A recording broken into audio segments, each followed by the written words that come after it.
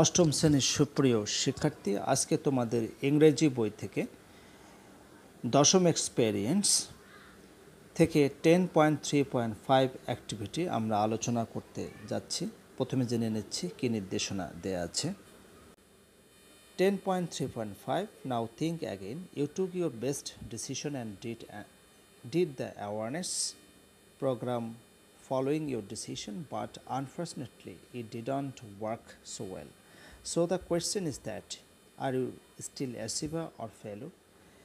এখন আবার ভাবো, তুমি সবচেয়ে ভালো সিদ্ধান্ত নিয়ে তোমার প্রোগ্রামটি করেছিলে, কিন্তু দুর্ভাগ্যবশত সেটি ভালোভাবে কাজ করেনি। সুতরাং এখন প্রশ্ন হচ্ছে, তুমি কি এখন সফল না ব্যর্থ? অর্থাৎ তুমি একটা প্রোগ্রাম করেছো এবং এই প্রোগ্রামটা খুব ভালোভাবে করতে পারোনি। এখন তোমার কাছে কি মনে হচ্ছে, তুমি কি এটাতে সফল হয়েছো না ব্যর্থ হয়েছো?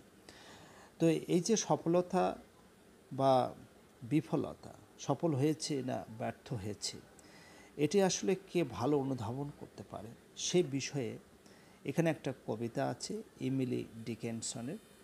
আমরা আজকে ইমিলি ডিকেনসনের সেই কবিতাটি বাংলা অনুবাদ সহকারে পড়ব। তার আগে ইমিলি ডিকেনসনের সংক্ষিপ্ত পরিচিতি আমরা একটু পড়ে নিই।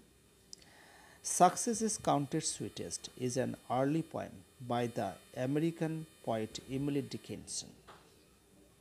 Success is counted sweetest এটি হচ্ছে আমেরিকান কবি ইমিলি ডিকেনসনের প্রথম সারির একটি কবিতা। The poem has the rare honor of publication during Dickinson's lifetime in 1864, though it was published anonymously over approximately 1800 poems. Only a few were published during her life. কবিতাটি হচ্ছে ডিকেনসনের তার জীবনকালের, অর্থাৎ তিনি যতদিন বেঁচে ছিলেন এবং তার এই বেঁচে থাকার সময় 1864 সালের একটা কালেকশন ছিল, যদিও এটা বেনামে প্রকাশিত হয়েছিল এবং সম্ভবত 1800 কবিতার মধ্য থেকে, এবং এই 1800 কবিতার মধ্য থেকে কিছু তার জীবদ্দশায় আসলে প্রকাশিত হয়েছিল, আর কিছু কিন্তু প্রকাশিত হয়নি। সুপ্রিয় শিক্ষার্থী, এখন আমরা কবিতাটি বাংলা অনুবাদ সহকারে পড়তে যাচ্ছি। কবিতাটি বোঝার জন্য আসলে মাত্র বাংলায় একটি লাইন বুঝলেই হবে, আমি সেটি এখন তোমাদের পড়ে শোনাচ্ছি।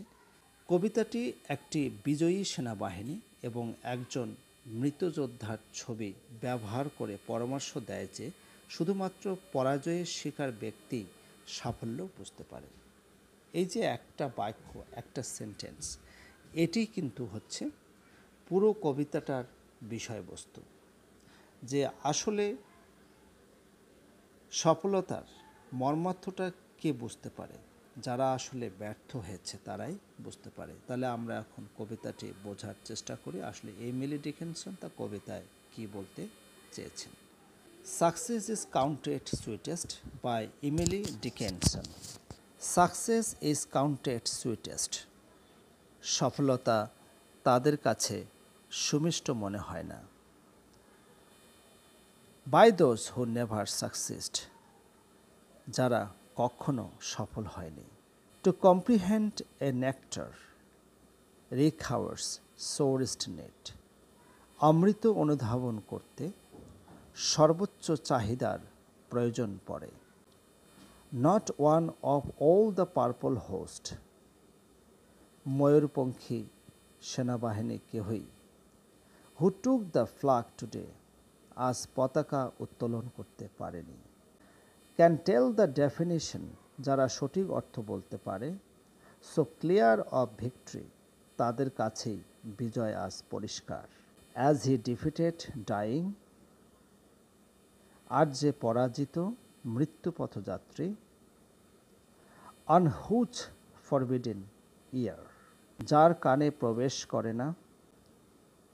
দ্য ডিস্টেন্ট স্ট্রেইনস অফ টাইম, বিজয়ের আসন্ন ধ্বনি। বার্স্ট অ্যাগোনাইজড অ্যান্ড ক্লিয়ার, যা নিদারুণ যন্ত্রণাদায়ক আর সুস্পষ্ট।